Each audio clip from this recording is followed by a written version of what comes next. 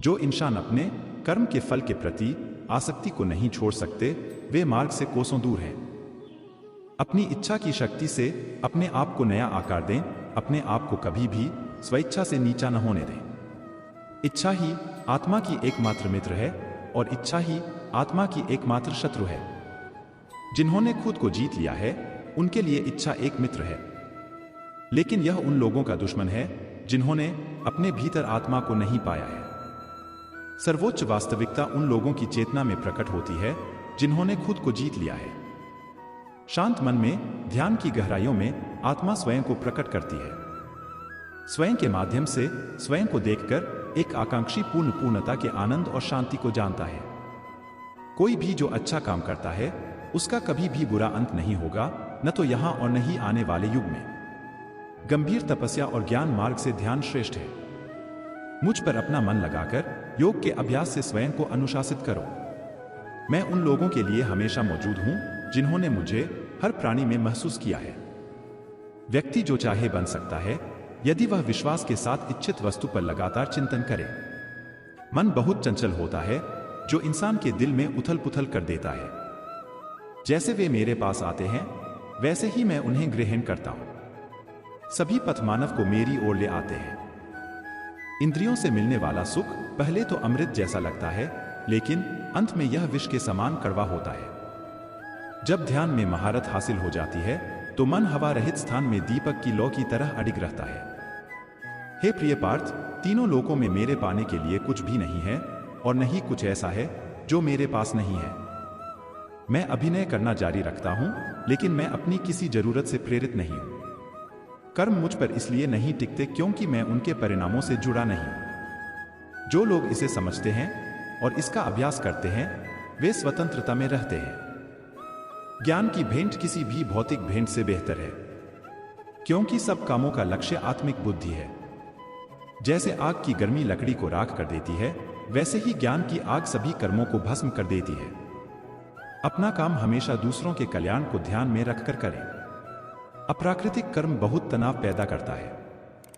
हर व्यक्ति का विश्वास उसकी प्रकृति के अनुसार होता है। मैं उन्हें ज्ञान देता हूं जो सदा मुझसे जुड़े रहते हैं और जो मुझसे प्रेम करते हैं। मेरी कृपा से सभी कर्तव्यों का निर्वाह करते हुए भी बस मेरी शरण में आकर अनंत अविनाशी निवास को प्राप्त करता है। बुद्धिमान व्यक्ति कामुक सुख में आनंद नहीं लेता। जो कार्य में निष्क्रियता और निष्क्रियता में कार्य देखता है, वह एक बुद्धिमान व्यक्ति है। मैं धरती की मधुर सुगंध हूं, मैं अग्नि की ऊष्मा हूं, मैं ही सभी जीवित प्राणियों का जीवन भी और मैं ही सन्यासियों का आत्मसंयम। तुम उसके लिए शोक करते हो जो शोक करने के योग्य नहीं है, और फिर भी ज्ञान की बातें करते हो। बुद्धिमान व्यक्ति ना जीवित और ना ही मृत व्यक्ति के लिए शोक करते हैं। बुद्धिमान व्यक्ति को समाज कल्याण के लिए बिना आसक्ति के काम करना चाहिए। कर्म मुझे बांधता नहीं, क्योंकि मुझे कर्म के प्रतिफल की कोई इच्छा नहीं। कर्म योग वास्तव में एक परम रहस्य है। कर्म उसे नहीं बांधता जिसने काम का त्याग कर दिया है। अपने अनिवार्य कार्य करो, क्योंकि वास्तव में कार्य करना निष्क्रियता से बेहतर है। आत्मज्ञान की तलवार से काटकर अपने हृदय से अज्ञान के संदेह को अलग करके अनुशासित बनो। मनुष्य अपने विश्वास से निर्मित होता है। जैसा वो विश्वास करता है, वैसा वो बन जाता है। इस जीवन में मनुष्य न तो कुछ खोता है और न ही कुछ व्यर्थ होता है। मन अशांत है और उसे नियंत्रित करना कठिन है, लेकिन अभ्यास से इसे वश में किया जा सकता है। केवल मन ही किसी का मित्र और शत्रु होता है। व्यक्ति या जीव का कर्म ही उसके भाग्य का निर्माण करता है। जब मानव अपने कार्य में आनंद खोज लेता है, तब वह पूर्णता प्राप्त कर लेता है। नरक के 3 द्वार वासना, क्रोध और लालच हैं। क्रोध से भ्रम पैदा होता है, भ्रम से बुद्धि व्यग्र होती है, जब बुद्धि व्यग्र होती है तब तर्क नष्ट हो जाता है, जब तर्क नष्ट होता है तब व्यक्ति का पतन हो जाता है। सदैव संदेह करने वाले व्यक्ति के लिए प्रसन्नता ना इस लोक में है, ना ही कहीं और।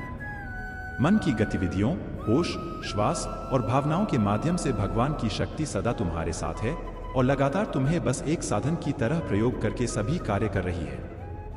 ज्ञानी व्यक्ति ज्ञान और कर्म को एक रूप में देखता है, वही सही मायने में देखता है। प्रबुद्ध व्यक्ति के लिए गंदगी का घेर, पत्थर और सोना सभी एक समान है। निर्माण केवल पहले से मौजूद चीजों का प्रक्षेपण है।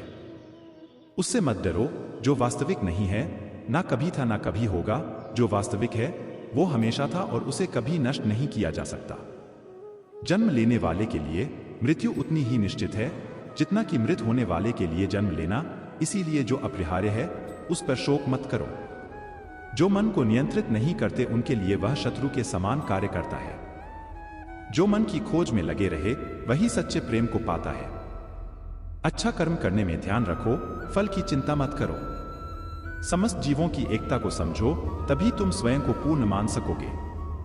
जो शांति मन से आती है वही असली शांति होती है। जीवन का मकसद सिर्फ जीना नहीं होता, बल्कि अपने और दूसरों के लिए भागीदारी करना होता है। जब तुम अपने अंदर की दिव्यता को समझोगे तब तुम ब्रह्मा का रूप देख पाओगे। अपने मन को वश में करो, तब सभी विकारों से मुक्ति मिलेगी। जब आप ईश्वर में विश्वास करते हैं तो उन्हीं की कृपा से सब संभव होता है।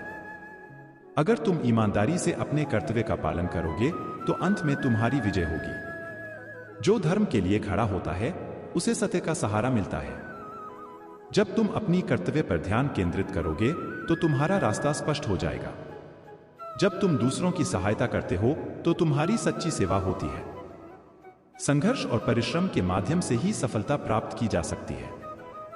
चिंता मत करो, भगवान हमेशा तुम्हारे साथ है। जो कुछ हो रहा है वह उनकी इच्छा के अनुसार ही हो रहा है। जीवन में धर्म का पालन करो और सत्य का मार्ग चुनो। जो भी कार्य तुम सत्य और धर्म के आदान प्रदान में करोगे वह तुम्हें आत्मिक उन्नति का मार्ग दिखाएगा। भगवान कहते हैं, और जैसी आपकी भावना होगी वैसा ही आपका फल होगा। अपने मन को सकारात्मक और निर्मल रखें। जब तक हम किसी के लिए कुछ नहीं करते तब तक हम कुछ नहीं बन सकते। भगवान की सेवा करें और उनकी कृपा प्राप्त करें। आज के लिए बस इतना ही। नमस्कार।